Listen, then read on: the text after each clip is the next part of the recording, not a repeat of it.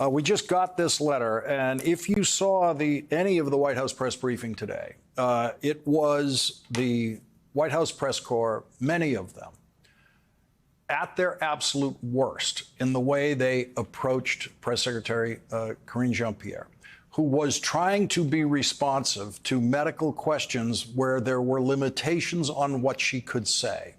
The New York Times reporting of the way the press secretary handled that was to say that she dodged the questions. That is not true. The New York Times is wrong about that.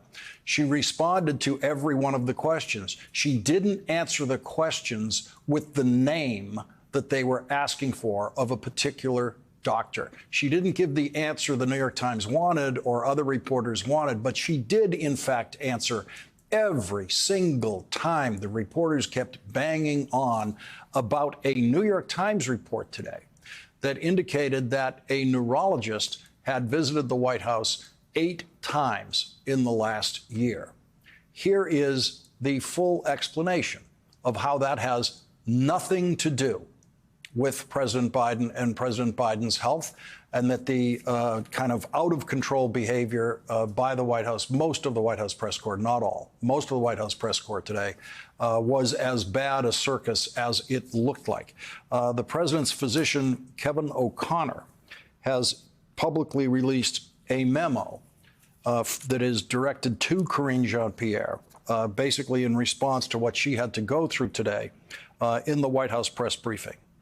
And it explains in more detail something that Karine Jean-Pierre explained today, which is that the White House medical unit does not treat just the president.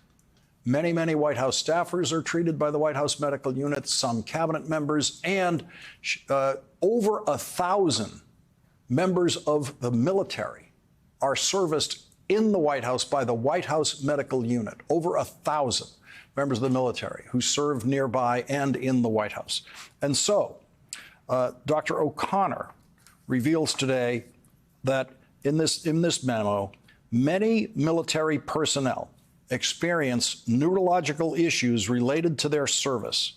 And Dr. Kennard regularly visits the White House medical unit as part of this general neurology practice. The White House physician had already reported that in President Biden's annual physical, he is examined by a neurologist. That's once a year, not 8 times a year, once a year. And that neurologist is that same neurologist, Kevin Kennard. And so elsewhere in the memo, it says Dr. Kennard was the neurological specialist that examined President Biden for each of his annual physicals. His findings have been made public each time I have released the results of the president's annual physical. President Biden has not seen a neurologist outside of his annual physical. And so the White House press corps that wanted to know, wanted the White House today to confirm that this neurologist had visited the White House 8 times. And that's information that is only available to the press corps because the Biden White House reveals the records of every visitor of the White House. How many times did a neurologist visit the Trump White House? The White House press corps has no idea and will never know because the Trump White House never, ever released the White House visitor logs. How many cardiologists visited the White House during Donald Trump's time there? We have no idea because the Trump White House hid all of that information. The only reason the New York Times knows that this doctor was in the White House logs is because the White House, the Biden White House, unlike the Trump White House, makes that information public. The memo goes on to say the results of this year's physical exam by President Biden were detailed in my February 28th letter. And it said this on February 28th about President Biden's physical exam. It says an extremely detailed neurological exam was again reassuring in that there were no findings which would be consistent with any cerebellar or other central neurological disorder such as stroke, multiple sclerosis, Parkinson's, or ascending lateral sclerosis. Nor are there any signs of cervical myelopathy. This exam did again support a finding of peripheral neuropathy in both feet. No motor weakness was detected. He exhibits no tremor, either at rest or with activity. He demonstrates excellent fine motor dexterity, but a subtle difference in heat-cold sensation could be elicited, as it was last year. This heat-cold sensation deficit was detected a couple of inches higher on his ankle calf this year, which is not unexpected. There may, in fact, be day-to-day subjective variation of these findings, as during last year's exam. This area of sensation deficit was actually found to be smaller than the year before. This information that I just read has been public since February 28th. Absolutely no neurological issues whatsoever in the president's physical exam.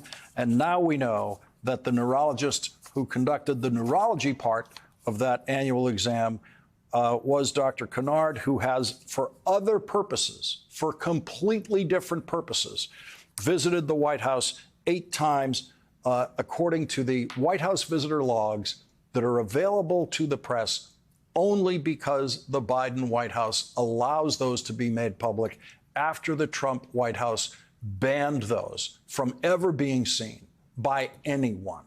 That's one of the big differences between the presidency of Donald Trump and Joe Biden. One of the smaller differences, one of the least dangerous differences between them, although it is extremely risky, especially in Trump world, not to have any record, no idea who has actually visited the White House. That could actually be a very risky proposition for this country to be living with, a White House where you have no idea who's going in and out. We have other issues to talk about tonight, and we will. But this breaking news about what the New York Times thought today was its giant scandalous scoop that a neurologist had visited the White House 8 times, and that the White House press corps treated as the most important news to hit that room in, I don't know, as long as there has been a Biden presidency, that's for sure. The grotesque behavioral overreaction by the White House press corps today, most, not all, of the White House press corps, was on display on video. It has now been answered in full and completely by Dr. O'Connor, President Biden's physician in the White House. So that controversy's done.